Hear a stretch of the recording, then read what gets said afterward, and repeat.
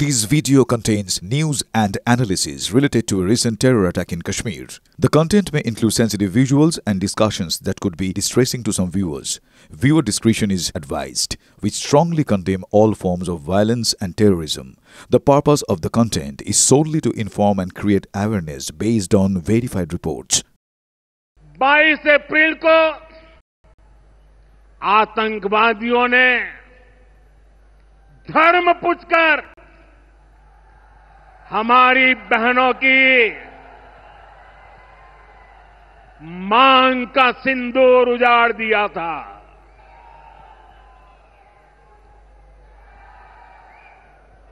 वो गोलियां पहलगाम में चली थी, लेकिन उन गोलियों से 140 करोड़ देशवासियों का सीना छलनी हुआ था।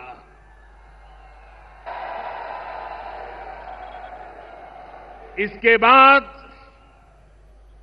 हर देशवासी ने एकजुट होकर संकल्प लिया था कि आतंकवादियों को मिट्टी में मिला देंगे, उन्हें कल्पना से भी बड़ी सजा देंगे। आज आपके आशीर्वाद से, देश की सेना के शौर्य से हम सब उस प्रण पर खरे उतरे हैं। हमारी सरकार ने तीनों सेनाओं को खुली छूट दे दी थी।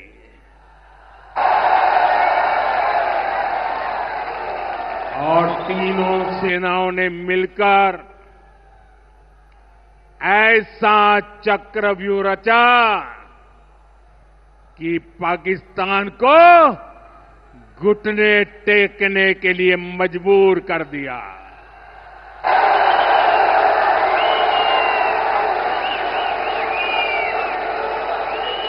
बाईस तारीख के हमले के जवाब में हमने 22 मिनट में आतंकियों के 9 सबसे बड़े ठिकाने तबाह कर दिए। दुनिया ने और देश के दुश्मनों ने भी देख लिया कि जब सिंदूर बारूद बन जाता है तो नतीजा क्या होता है।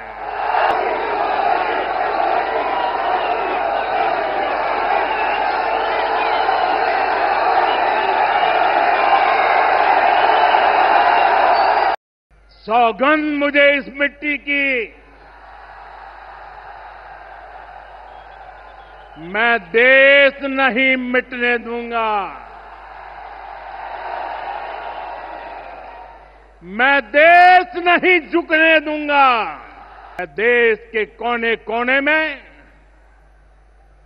जो तिरंगा यात्राओं का हुजूम चल रहा है, जो सिंदूर मिटाने निकले थे उन्हें मिट्टी में मिलाया है। जो हिंदुस्तान का लहू बहाते थे, आज कतरे कतरे का हिसाब चुकाया है।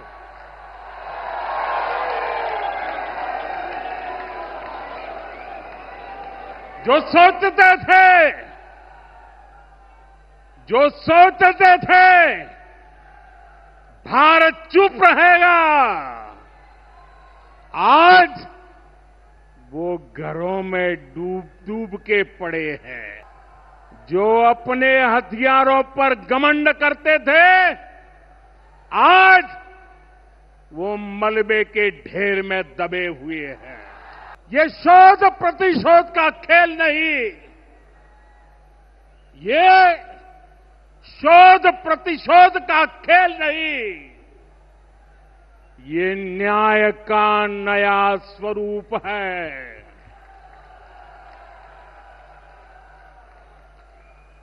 ये न्याय का नया स्वरूप है। ये ऑपरेशन सिंदूर है। ये सिर्फ आक्रोश नहीं है, ये सिर्फ आक्रोश नहीं है, ये समर्थ भारत का रौद्र रूप है। ये भारत का नया स्वरूप है।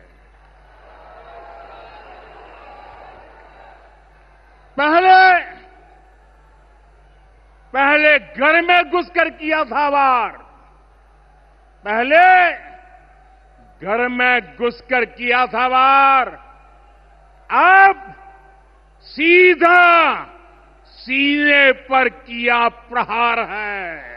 आतंक का फन कुचलने की यही नीति है, यही रीति है, यही भारत है, नया भारत है। ऑपरेशन सिंदूर ने आतंकवाद से निपटने के 3 सूत्र तय कर दिए हैं। पहला, भारत पर आतंकी हमला हुआ तो करारा जवाब मिलेगा।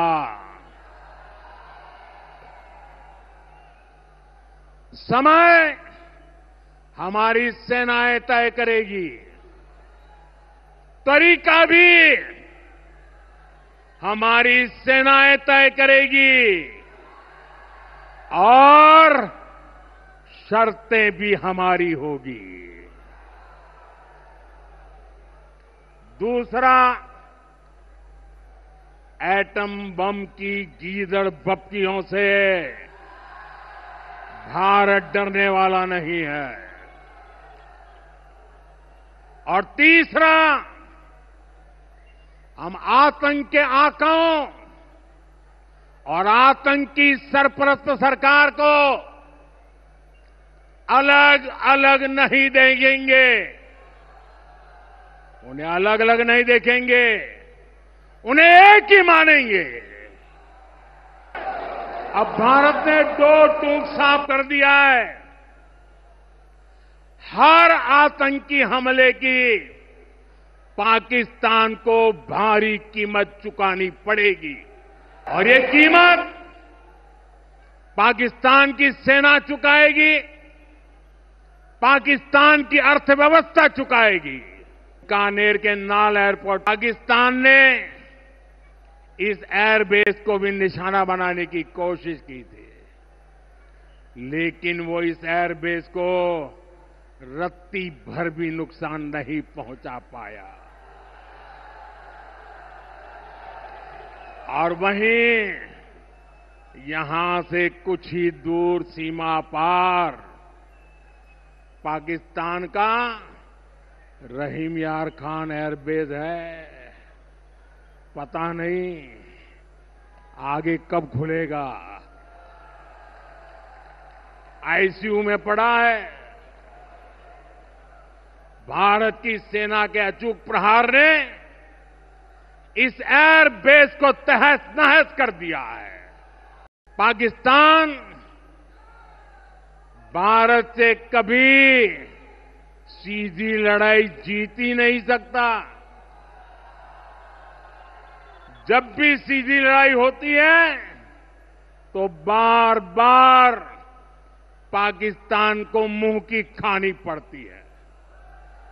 इसलिए पाकिस्तान ने आतंकवाद को भारत के खिलाफ लड़ाई का हथियार बनाया है।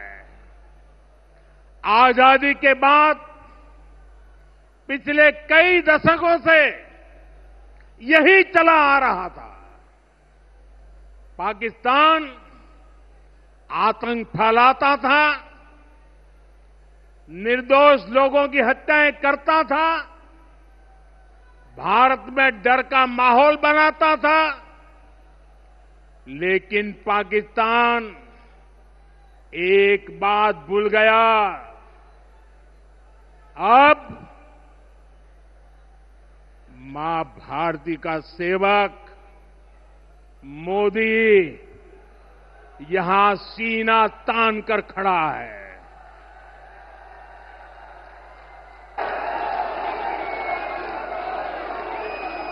मोदी का दिमाग ठंडा है, ठंडा रहता है, लेकिन मोदी का लहू गर्म होता है।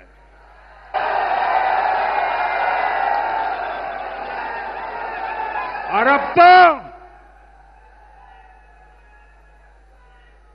मोदी की नसों में लहू नहीं, गरम सिंदूर बह रहा है।